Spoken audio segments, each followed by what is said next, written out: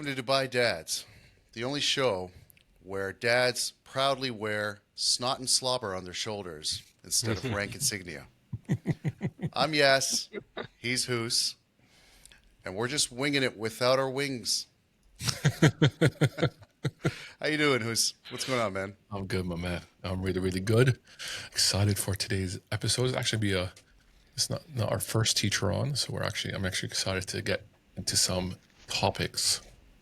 Yes, absolutely. Actually, our first active teacher on. We had Tarek Yes, earlier. He decided retired to be teacher. a retired teacher, stay-at-home dad. Yes. Faraz, welcome on the show. It's great to have you, man.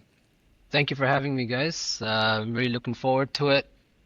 And yeah, I'm really excited. I've really looked at the podcast and I had an opportunity, and I'm really, really grateful for you guys to have invited me on the show.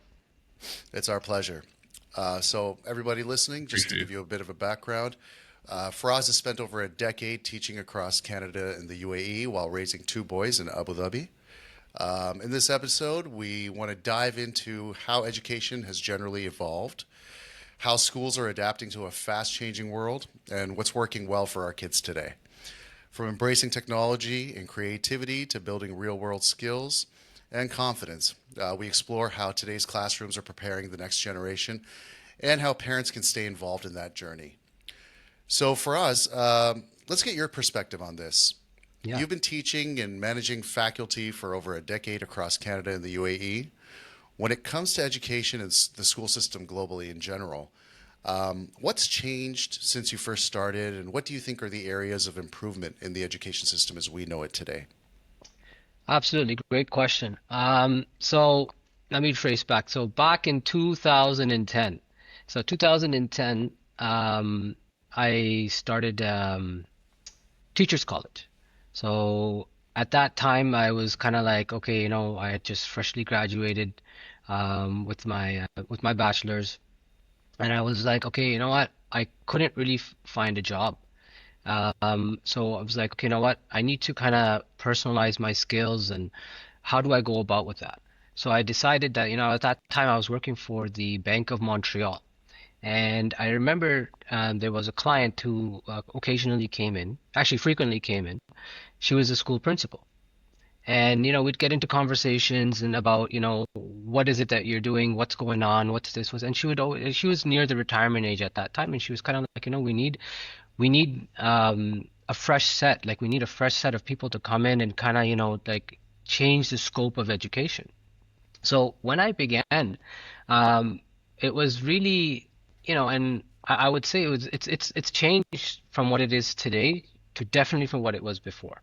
Whether it's the objectives that we're looking at, whether it's the students that we're looking at, whether it's the buildings that we're looking at, the colors in the buildings, the parents in the buildings, all of these things have changed. Is there a resemblance between the Canadian curriculum, in my perspective, in the Canadian curriculum and the curriculums that we see here? Absolutely, there's definitely an overlap.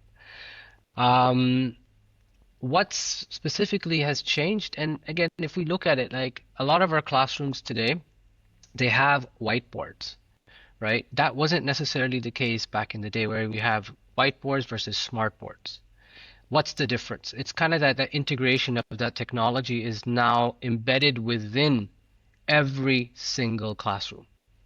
And that has kind of become the standard of where it is. Are there any specific questions that you'd like to ask me about that so that way we can go into it a bit more?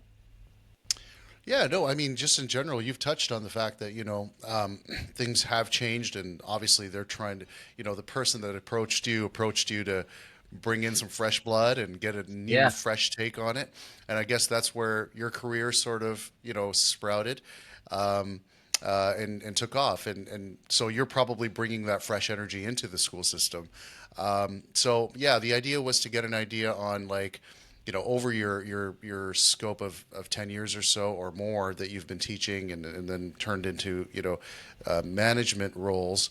Um, do you see things have changed drastically when it comes to how education is structured in the curriculum, or is it more specific, to just minor changes that are maybe being analyzed now with all the analytical tools that we have to be able to tweak exactly what's already there and continue, delivering the same product. That was sort of the idea. Absolutely. Yeah. What the only thing I would add on top of that is that, here especially, sorry, in the UAE, we've got such a diverse background of educators coming in, right? So whereas in Canada, you only have the specifics. Okay, you've got to be Ontario College of Teacher, you've got to have this background and that, and you've got to have this degree, you've got to have this license. Without that, you cannot be part of the education system. However, in the UAE, it's very welcoming. It's very diverse. So you've got teachers from Canada, you've got teachers from the UK, you've got teachers from America, you've got teachers from the Philippines, and you've got teachers from India, all in the same place, right? So they're all bringing a wealth of knowledge in the way that they from their histories and from their backgrounds on how to go about with teaching. So that is something that's definitely in line with a lot of the changes that are happening in especially in the UAE. In the UAE alone, we've got I think about 17 different curriculums. 17 different Wow. curriculums, yeah. And each one of those curriculums, yes, the standards and just kind of touching upon what you had mentioned, the standards are alike. Whereas in Yeah. math, somebody who's in grade one will need to count up to 20. So those standards are alike, but the way that it's being implemented is definitely different. So for example, in the British system, and again, this is just more of a blanket statement that I'm trying to say. In the British system, you might find that it's a bit more structured and a bit more structured. Whereas in the American system, you might find that students have a bit more choice, or teachers have a bit more choice and creativity. Whereas in the IB system, you have a bit more about inquiry and global citizenship. And whereas in the national curriculum, it's more, there's a strong emphasis on morals and cultural grounding. So how Right. these things impact the educator is something that I've seen over, especially over the last 10 years, has evolved tremendously, especially with the integration of technology. Very interesting.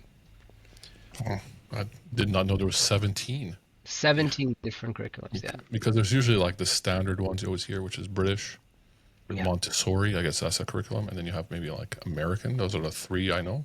See, my kids, we originally had them in American. I won't say the name of this school, but like we've had them in the American system, and then we transferred them over to the British system for personal reasons.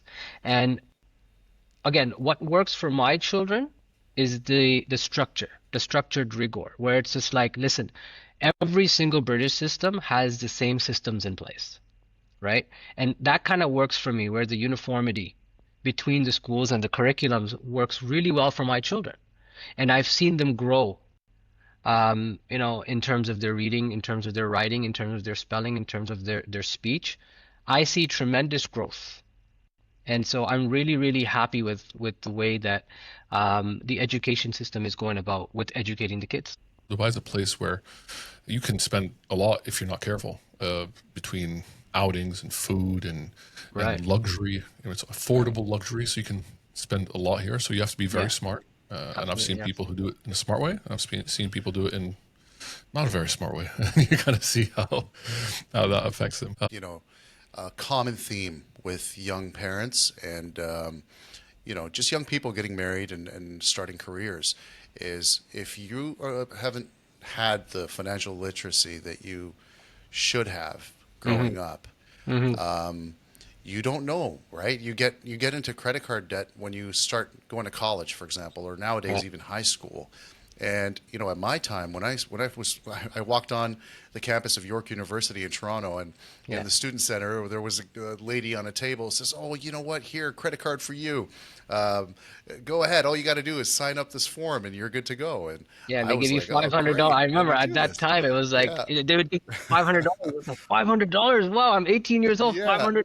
Don't worry, you're gonna build your credit. Don't worry. Don't worry. Don't worry. yeah. Yeah. And you sign up, you get the card, you go start spending, and then all of a sudden you're just in this loop of Right. not being able to pay off the entire balance because you think you don't really have to. And it was Correct. because I was never really taught about all of that.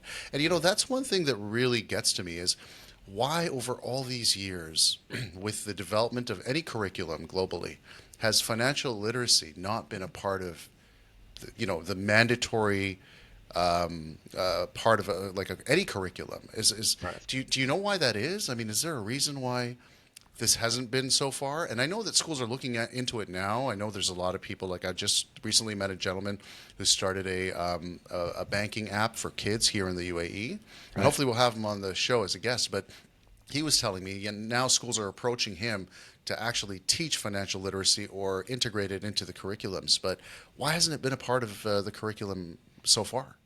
I wouldn't say that it's not part of the curriculum. I just think that there are like different parts of financial literacy. Let's say, for example, if it's like money management, right? So you'll learn that saving is important. You'll learn how budgeting in maybe in grade 9. You'll learn how to make an Excel sheet in one of your computer classes.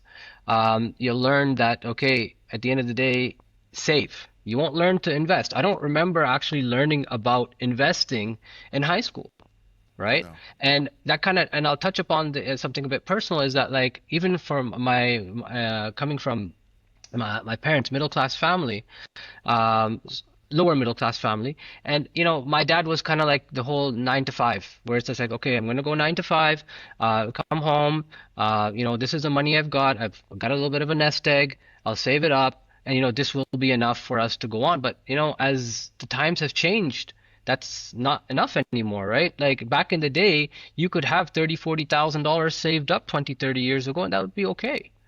Now you could have 100,000 saved up, and it still won't be okay, right? So, right, you're just basically so that idea, the ideas were always there, right? Yeah.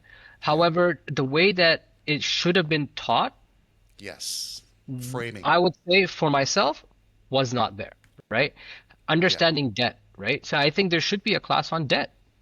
There should be, Yes. I Yes. right? agree. Right? Where it's just like, what is 100%. debt? It's like we always hear like on all these on these podcasts that like, yeah, there's good debt, there's bad debt, there's this debt.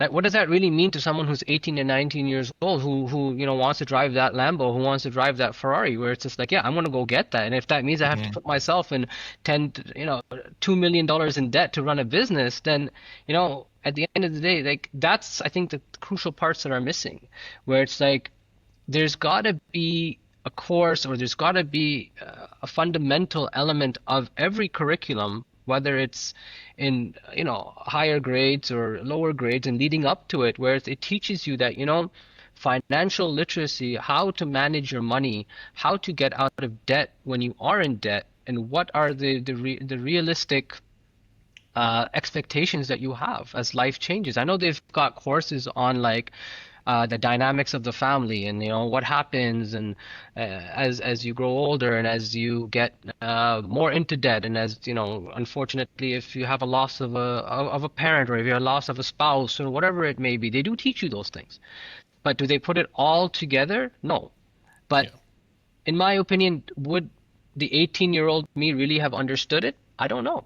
To be honest, I can't say that even at that time I would have actually understood it. Where if somebody gave it to me in theory versus practicality is two different things. Yeah. I Yeah. think you touched on a very important point here, which is, this is one of the evils of social media. It only shows you what the very, I don't know, I'd like to say best, or what maybe the most au- Gives you one outrageousness perspective, of someone's right? It life, just, right? So you're a right. person could It's have one four perspective. Lambos and be $10 million in debt, but you see the four Lambos and you're 18, you're like, oh, I want the Lambo and I want to get the girls that Right, come with the Lambo and I want to get the party right, that comes with the Lambo. right, But then you don't have no idea about the struggle or someone's, background to get there. I mean, Yeah. growing up myself, I grew up in so many different countries between Saudi, Lebanon, and studied in the UK. For me, it was never understanding the idea of that. Never understood it. Never, right. never got taught it. Never understood it. Didn't know how it worked. Didn't know how to use a credit card properly. So, I think for me, again, it's very hard to teach an 18-year-old, especially in today's world. But I'm sure there's a way to communicate it, and I Absolutely. think Yeah. it's such an important lesson. And for me, is like especially with my kids, I'm going to start with that very early on. There's a few parents I follow on social media, and they have a very nice way of like teaching kids how to budget and teaching kids like about rent and all, and they put things in like little envelopes. And I think just even just as simple as that, and if you drill it in early enough, I think when they get to 18, 19, 20, there should be some foundations there, which Oh, I really like. Yeah. Like Yeah, even I no, would say that absolutely. even that concept of just putting things in an envelope, right? Or let's say if you want to do it digitally, like if you have got digital different accounts, I think adults who might be in debt or who are trying to find a way to manage their money better, that's something that we can do. Where it's just like right off the bat when you get paid or when that ping comes in, start transferring it around. Start transferring it Yeah. around because the idea of the digital currency, right? We don't really value it, right? Let's say, and by that I mean, let's say for example, you've got a $10,000 or 10,000 dirham credit card. You don't really know what the value of that 10,000 is. You're just going to keep swiping it. Whereas if you've got 10,000 in your hand, you're going to be like, okay, you know what? I've only got 10,000 and I got to get through 30 days. The power of cash, right? Right, right. Yeah, from back in the day.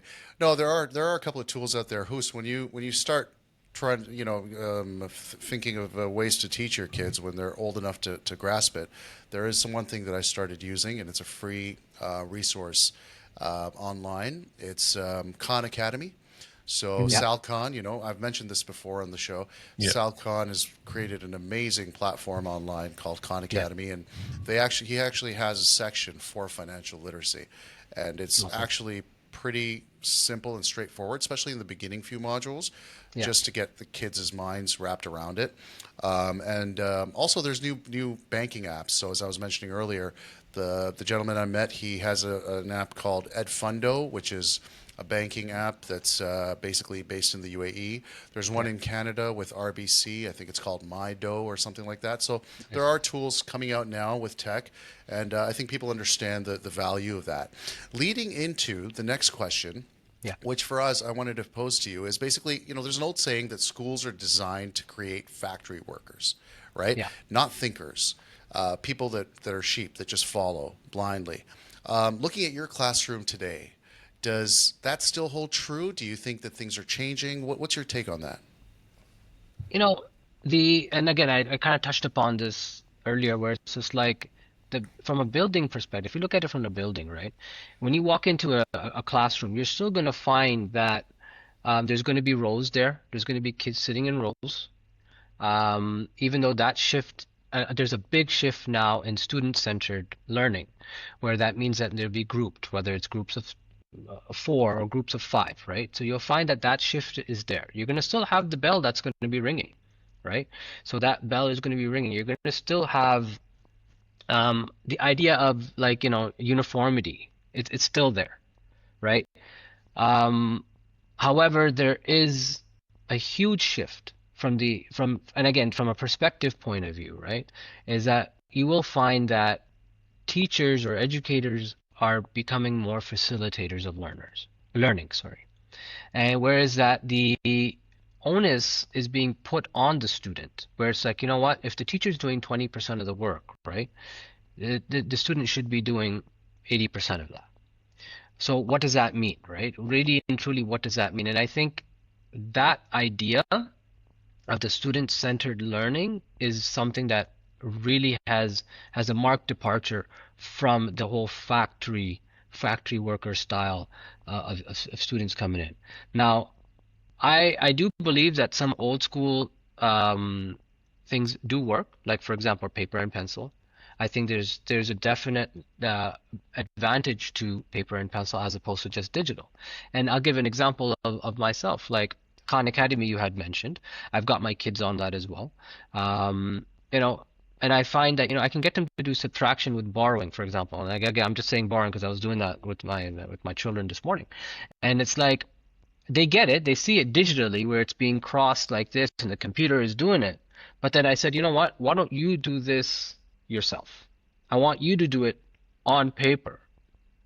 And I could see that there was a huge difference. Not necessarily like the answers were there, but in his way of understanding what is it that I'm doing, right? So to answer your question, there is progress from that. And we see that throughout every curriculum, right? I can speak for the British curriculum, I can speak for the American curriculum, I can speak for the UAE national curriculum. These three curriculums, which are pretty much, or the IB curriculum, these four curriculums are the most, they hold the majority of schools in the UAE. And there is that shift. There's definitely that shift is there. However, there are still traditional concepts that I believe are beneficial. Kids, like for example, kids need to be told what to do, right? At the end of the day, they got to be told what to do, right? So you got to have them in the rows. You got to have them with the idea of the bell. You can change the bell to something else if you'd like. You can change the perspective on that. But at the end of the day, that traditional way of doing things, it does work alongside of the evolving nature of education. I like the perspective, and very interesting. I'm going to build a little bit on it as well. This is actually a very similar question, but I mean, it's about the growing trend. I don't want to call it trend, but the growing utilization of homeschooling. We're seeing that a lot. I think now in the U.S., for example, you have more than Yeah. 4 or 5 million kids who are Yeah. homeschooled. Yeah. There's actually, I find there's a few parents that do that here. Yeah. There's a couple of them that are quite big on social, talking about homeschooling. Do you think homeschooling is effective? Do you think kids miss out on something with homeschooling, or do you think it actually can actually fully replace the traditional school? You know, I think it's a beautiful thing, right? If usually in most cases it's the mom that gets to do the homeschooling, right? Whereas the dad goes to work, he's outside of the house, whatever it may be. Um, However, can it replace if it's done correctly? Yes, right? And again, it requires a lot of training. It's not just something that anybody can just do, in my opinion, right? Um, yes, you might be able to teach them the fundamentals of, let's say, like 1 plus 1 or 1 plus 10, but when it gets to a bit more of the more complex things, right? You need to be trained on it, right? So can it work? Absolutely, it can. I have friends that are completely homeschooling their kids, but again, they're educators. That's not to say that someone who's not an educator can't do it. That's not what I'm trying to say here. But I'm just saying I've seen it work with educators. And I know there's a lot of, I was reading something, and it said that, and again, you touched upon it, is that there is a growing trend that people or parents are trying to homeschool their kids, whereas like they want to teach them on their own. And again, there's a lot of different factors towards that, right? It could be financial. For example, here in the UAE, if you want to send your children to a good school, the fees are quite high, right? And Mm. not all parents will be able to get the subsidy for that. Like for example, like myself, I don't get a subsidy for my kids. My wife does. She gets it on her package. I don't get it on mine. So, that's a big influence. That's a big factor, sorry, I should say, that really, for homeschooling. And again, there's a lot of curriculums that have been set up, and that definitely they touch upon. They can give you the same standards, right? The standards are all Mm. the same. And again, I'm going to say this is that the standards are there, but the way that they're being implemented, the way that they're being enforced, or the way that they're being taught can differ from person to person, from school to school. That's really interesting. And again, I'm sure it does. Like, especially if you're not an educator and you want to homeschool, I would say like the time dedication to learn and to properly be able to express that to your kids and have them learn is super important. And I'm sure if not done correctly, it could actually have negative effects. And what I'm saying is, it's really interesting. I wonder if it's because of our generation, the millennials. I mean, we got brought up in such a corporate style approach. I wonder if because the pendulum is swinging back that way. Because every I'm seeing a lot of rise of fellow millennial fathers who are either trying to spend as much time now with the family because maybe their dads couldn't do that, or they want, or now they're thinking about homeschooling. So I wonder if it's just the nature of when something goes one way, it has to eventually come back the other way. And I'm starting to see that. And I'm a father, for example, who's trying to be as present in my kid's life because Right. my dad worked so much in my life that Right. I didn't get to spend the early years with him. So I Right. wonder if it's just something that we're trying to break the cycle of you know of the baby boomers. Right. Put it Right. that way.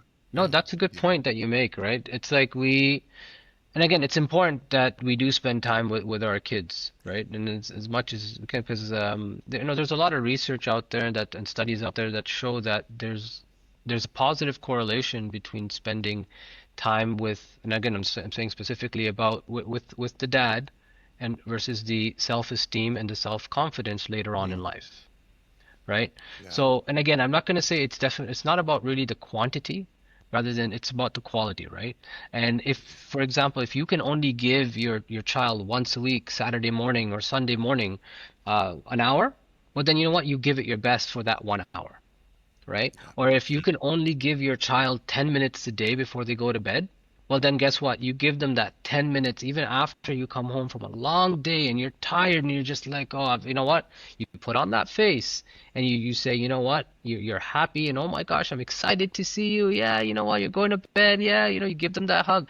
That's what they remember, right? That quality Yeah. aspect of it, not necessarily quantity. And that's what we often think in our head. We're just like, yeah, I haven't spent any time with them and I haven't done this and I haven't done that. But you know what? Think about when you can do it. Mm. Factor it Right. into the, let's say, you know what? In 3 days' time, maybe I can spend less on, and again, this is not to throw shade on anybody, but like, what is it, the Facebook and the Instagram scrolling, you know what?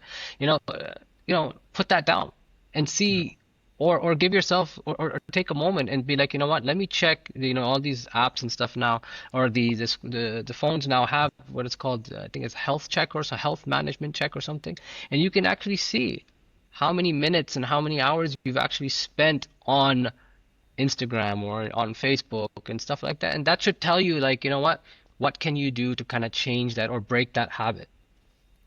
Yeah. Definitely. No, Third, absolutely. yes, that's third guest in a row talking about quality of. Yeah, I was just going to say that this is such a trend. Like this, Yeah. this is three people that are Yeah. professionally dealing with children, or have through their careers that have said the Hmm. exact same thing. They echo the fact that quality over quantity. Spend time with your kids. And I love that. That's amazing. Same. It's Yeah. the message that echoes throughout to the dads in Dubai and elsewhere around the world. Yeah. I want to move on to the next question. This is a personal one. I mean, it's not really personal, but it's a All right. personal take on Okay. your professional life. And that is, if you could redesign the curriculum tomorrow, what Yeah. three subjects or life skills would you make mandatory? Well, one of the first things that we talked about, right? It was, or we've already talked about this, was that financial literacy, right? Right off the bat. And that's Yeah. because of the impact that it's had on me, right? So, and I see that from, again, like you mentioned, from a perspective, that financial literacy, so how to manage your money better, uh, how to save, how to invest, the risks of investing. Um, and I would even go as far as to have a class on the perceptions of social media, to be honest, where it's just like not everything is the way you see it. And what you see, that person probably had to spend 10 years to get there, right? It's not just something that happened with them overnight, where it's just like kind of seeing that reality, right? And next thing is like the digital citizenship, right?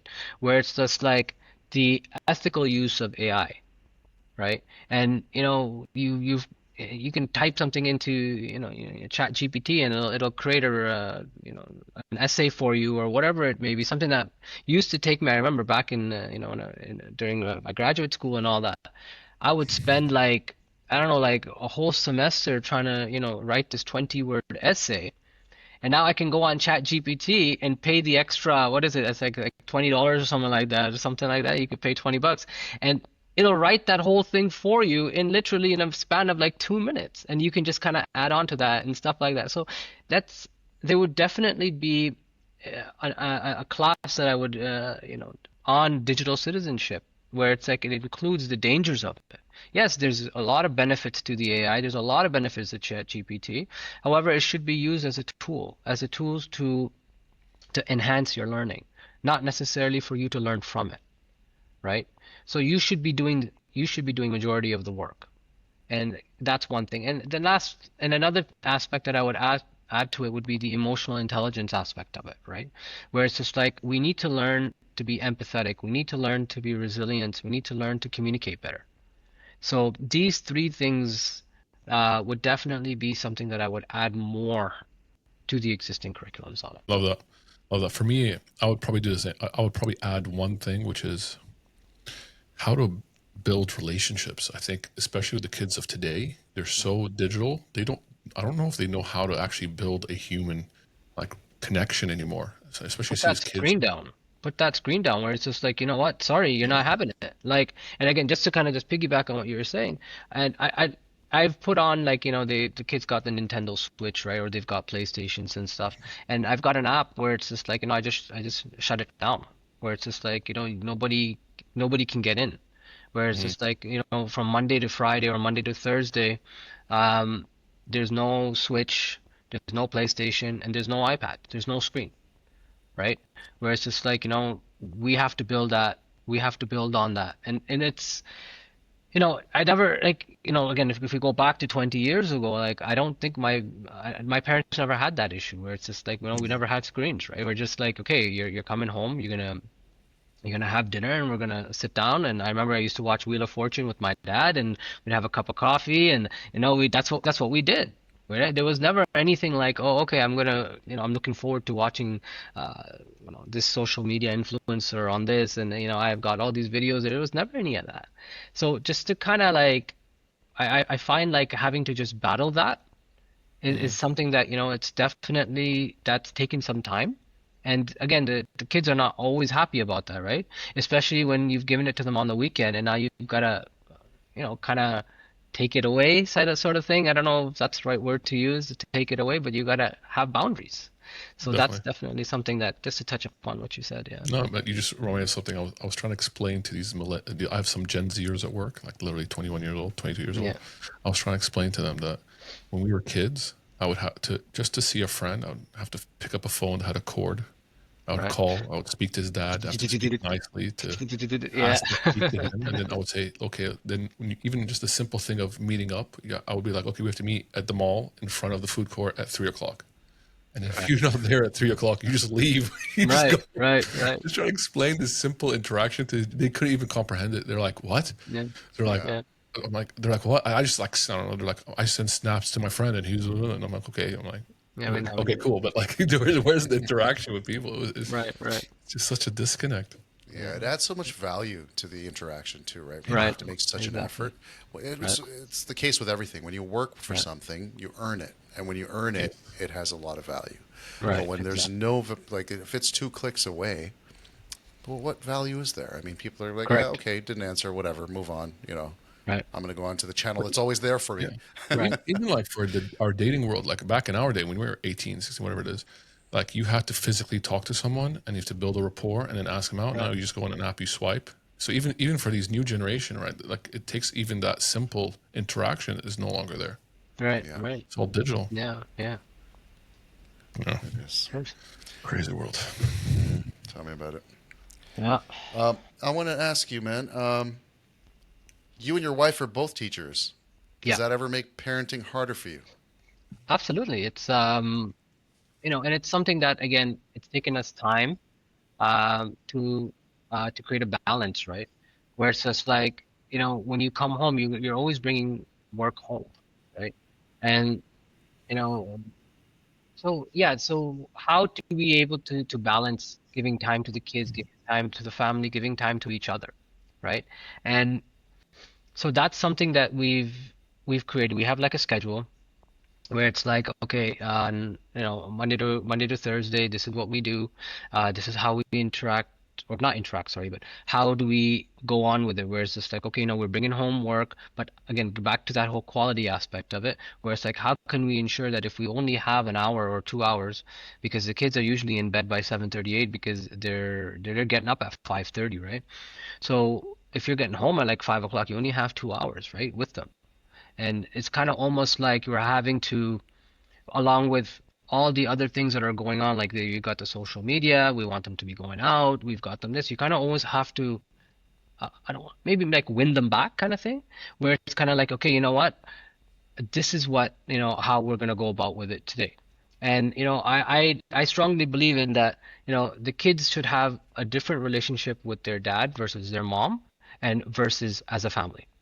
So it's very important that my children have their own relationship with their mother, they have their Yeah, own relationship with me, and then we have a relationship as a family. yeah, So kind of balancing these three things along with working full time, both myself and my wife, and be able to give each other that time, it's something that it's doable. It's absolutely doable. But can you is it perfect? No. I don't believe it'll ever be perfect because that dynamic relationships are changing, right? You've got in our family, we've got a family of four, so you've got four different temperaments that you're dealing with. You might have a bad day one day, right? Where it's kind of it just overthrows everything. Where it's just like, yeah, dad's in a bad mood because he had a long day, but it's like, okay, but I was waiting for dad. But now dad's this. So then you kind of have to like deal with that, or you have to deal it within yourselves, where it's just like you've got to really make that conscious effort to make sure that that you're giving that child what he or she deserves. So true, man.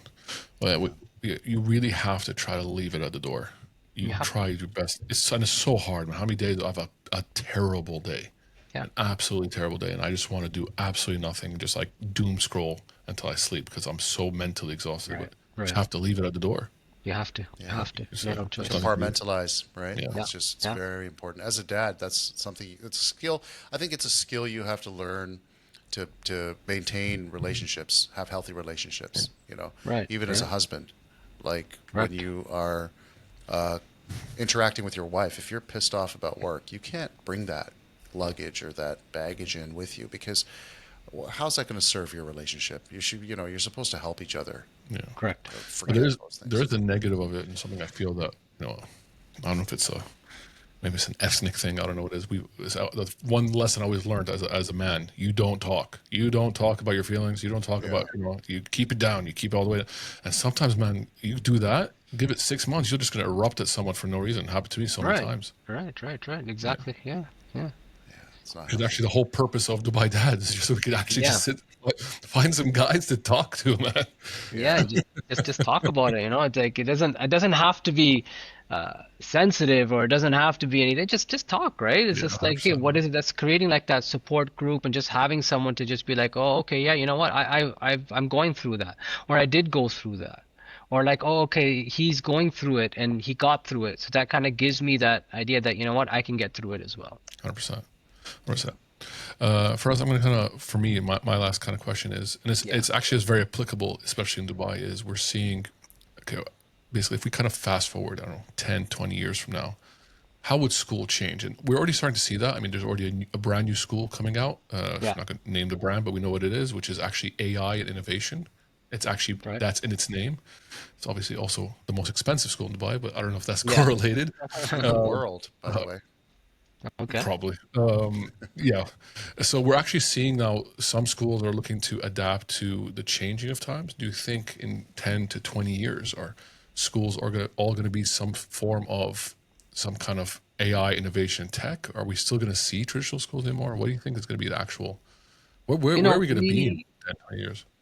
we got a kind of a little bit of an impact, or we got a little bit of a what's the word? What's the right word? We got a little bit of an idea of what digital learning would be through during COVID. Mm, And in some places, it worked. And however, a lot of the studies that I've read in most places around the world, the students have suffered. Like we've seen now that the students, COVID was about 4 years ago. What was it, about 4 years ago? Seems like a lot longer than that. But like 4 years ago, and we can see the impact of that, right? We can see it in terms of the academic levels. You can see it in terms of the social levels. You can see it in terms of the emotional levels. So to say that something that with the AI or whatever it may be through a digital is going to replace the traditional means of teaching, no, I don't think that that's going to happen, because you still need that face to face. You need that human connection for uh, for the education to be meaningful. Otherwise, you know what? There's no connection there, right? For somebody, for example, who might be 5 or 6 or 7 years old, for them to learn off a screen versus learn off a person, I think there's two different complete things. However, now what I can see is that, for example, as educators, you can get like an app, right? You can get an app with like I think you can use like the iPad or something like that, and you can set that app up and get them to record you while you're delivering your lessons, and then it'll give you immediate feedback as an educator, where it's just like, oh, okay, but you should have done this. Oh, but you could have done that better, or you could have done that better, right? So that's definitely something that I see happening. However, the future in 10 to 15 years, I'm not sure. I'm not sure what it holds, but I'm confident that it will be beneficial to the student because at the end of the day, that's the only thing that should matter. In all of these changes is how can this benefit the student? Yeah. No, Maybe we'll good have one. some humanoid robots who just teach our kids, and Yeah. they're cheaper than a teacher. The Jetsons, right?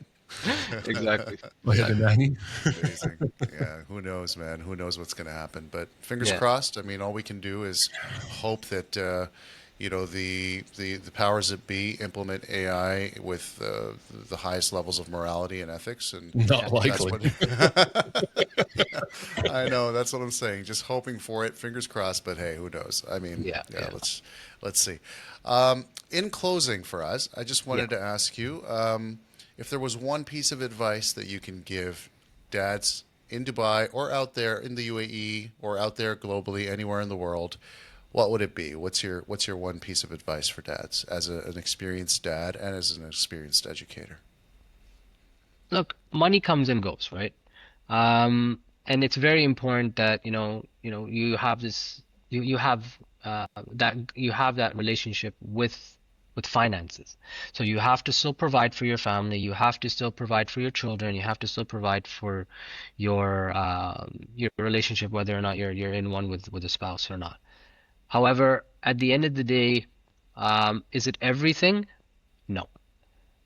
Should you set high standards for yourself? Absolutely. However, try to balance those standards that you have for yourself with your personal ambitions.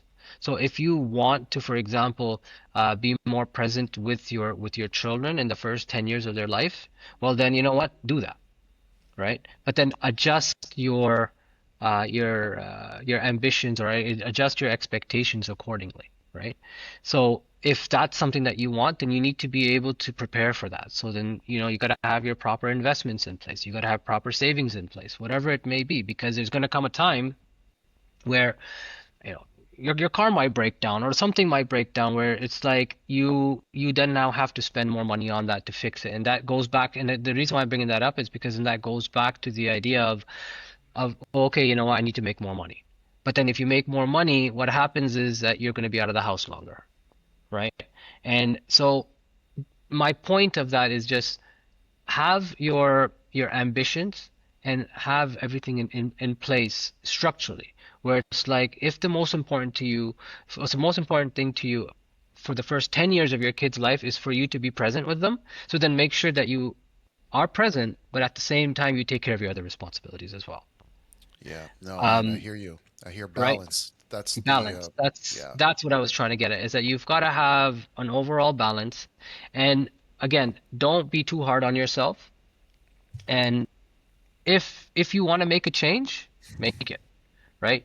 yeah, You've it's very important for you to have a good relationship with your spouse.